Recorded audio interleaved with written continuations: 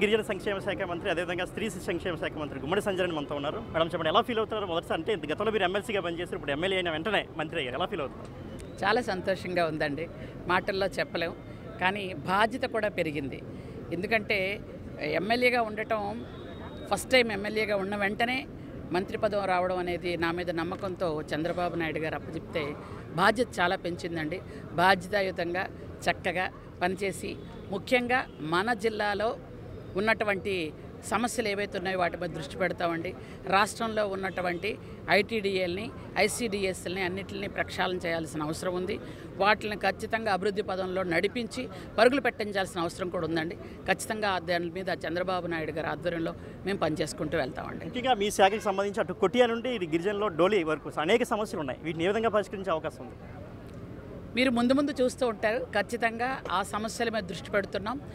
ఈరోజు ఎందుకంటే అన్నప్రాసన రోజు ఆవకాయ రుచి ఎందుకండి, మీరు రేపటి నుంచి చూస్తూ ఉంటారు. ఖచ్చితంగా ప్రతి సమస్య మీద దృష్టి పెడతాం, ప్రతి సమస్యని పరిష్కరించే దృష్టిలో తీసుకెళ్తామండి. ముఖ్యంగా గిరిజనుల కలైనటువంటి పూర్ణపాడు లాభేశ్వందన ఇప్పటికైనా పూర్తవుతుందా? తప్పకుండా పూర్తవుతుందండి, తప్పకుండా పూర్తి చేస్తాం.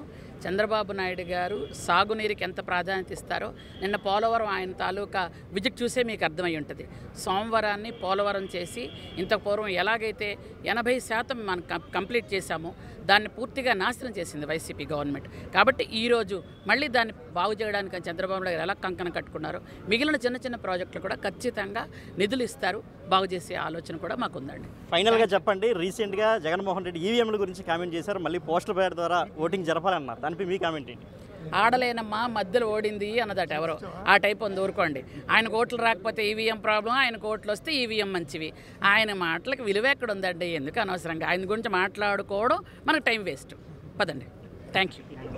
ఇది మంత్రి చెప్తున్నారు. ఖచ్చితంగా ఐసీడీఎస్ అదేవిధంగా స్త్రీ సంక్షేమంతో పాటు గిరిజన శాఖని ఖచ్చితంగా అభివృద్ధి చేస్తాం, గిరిజన ప్రాంతాల్లో సమస్యలన్నీ కూడా ఖచ్చితంగా క్లియర్ చేసే విధంగా కృషి చేస్తామని ఆవిడ చెప్తున్నారు. కెమెరామెన్ హరీష్తో Shivashankar, big TV, Vizianagaram. For more videos like this, subscribe Big TV channel.